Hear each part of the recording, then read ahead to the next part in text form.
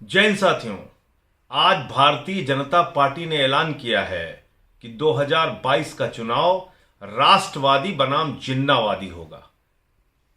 इस ऐलान के बाद मैं पूरे जिम्मेदारी से यह कहना चाहता हूं कि देश में एकमात्र पार्टी जिन्नावादी है जिसका नाम है भारतीय जनता पार्टी। तो भारतीय जनता पार्टी को 2022 के चुनाव में मत वोट दीजिएगा, क्योंकि जिन्ना भाजपा के आइकॉन हैं। और मैं एक एक करके प्रमाण के साथ ये बात आपके सामने रखना चाहता हूं। आजादी के पहले जिन्ना के साथ गलबहियां किसने की? आजादी के पहले जिन्ना को गले लगाने का काम किसने किया? आजादी के पहले जिन्ना को गले लगाने का काम आरएसएस और उस वक्त की हिंदू महासभा ने किया। 3 राज्यों में हिंदू महासभा और मुस्लिम लीग की सरकार एक साथ बनी। मुस्लिम लीग यानी जिन्ना की पार्टी, हिंदू महासभा यानी श्यामा प्रसाद मुखर्जी और सावरकर की पार्टी। श्यामा प्रसाद मुखर्जी जो जनसंघ के पहले राष्ट्रीय अध्यक्ष बने आजादी के बाद, वो श्यामा प्रसाद मुखर्जी आजादी के पहले जो सरकार बनी थी उसमें मुस्लिम लीग के साथ फजलुल हक की गवर्नमेंट में बंगाल के अंदर डेप्यूटी चीफ मिनिस्टर थे। कहां थे? वेस्ट बंगाल में। कहां थे? बंगाल में। किस पद पर थे? उप मुख्यमंत्री के पद पर। और जब देश के अंदर भारत छोड़ो आंदोलन चल रहा था, क्रांतिकारियों को जेल में डाला जा रहा था, स्वतंत्रता संग्राम सेनानियों को प्रताड़ना दी जा रही थी, उस वक्त चिट्ठी लिखते हैं अंग्रेज गवर्नर को श्यामा प्रसाद मुखर्जी जी, जो हिंदू महासभा के नेता थे। उन्होंने चिट्ठी लिखी थी कि इस आंदोलन को हमें कुचल देना चाहिए। यह ऐतिहासिक सच है, तथ्य है, प्रमाण है, इस बात से कोई इनकार नहीं कर सकता। उस आंदोलन को, जो देश के स्वतंत्रता का आंदोलन था, जो भारत का सबसे बड़ा आंदोलन था, अंग्रेजों भारत छोड़ो का आंदोलन था, राष्ट्रपिता महात्मा गांधी का आंदोलन था, उस आंदोलन के खिलाफ अंग्रेज गवर्नर का ब्रिटिश साम्राज्य का साथ दिया था। अगर किसी ने दिया था तो श्यामा प्रसाद मुखर्जी ने, डेप्यूटी चीफ मिनिस्टर बंगाल रहते, उन्होंने चिट्ठी लिखी थी कि इस आंदोलन को हमें कुचल देना चाहिए। 2 और राज्य हैं, सिंध प्रांत और नॉर्थ वेस्ट फ्रंटियर। इन 2 प्रांतों में भी मुस्लिम लीग और हिंदू महासभा की सरकार थी।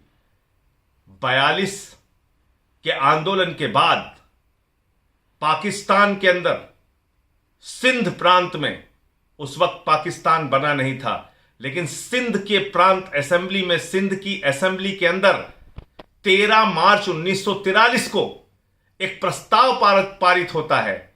मुस्लिम लीग के मुख्यमंत्री होते हैं उस वक्त जीएम हिदायत उल्ला, और जीएम हिदायत उल्ला की सरकार में 3 मंत्री हिंदू महासभा और आरएसएस के थे।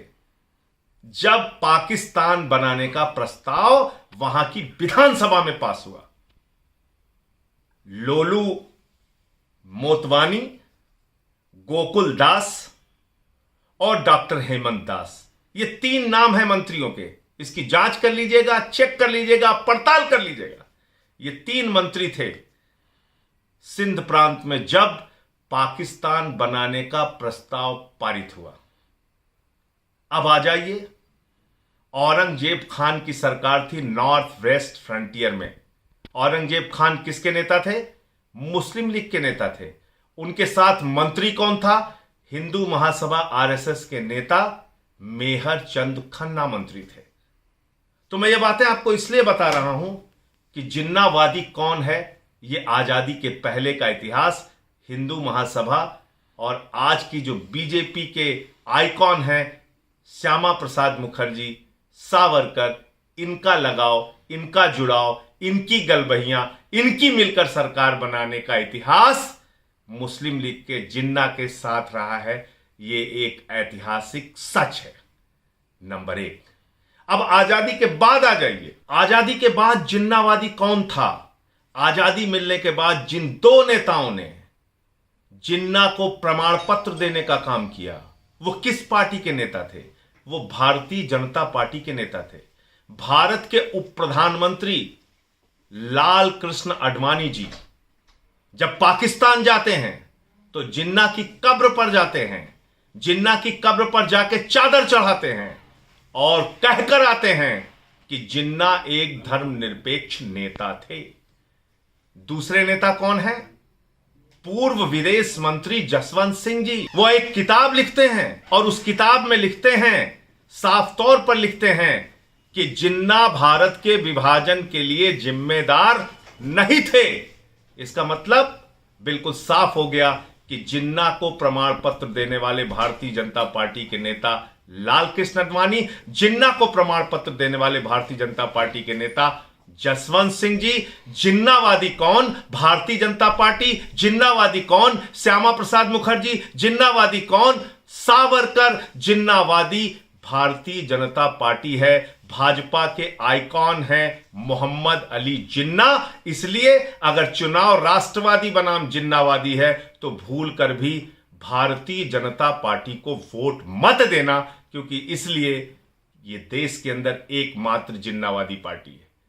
बहुत बहुत धन्यवाद। इंकलाब जिंदाबाद। चैनल को सब्सक्राइब करें और घंटी जरूर दबाएं।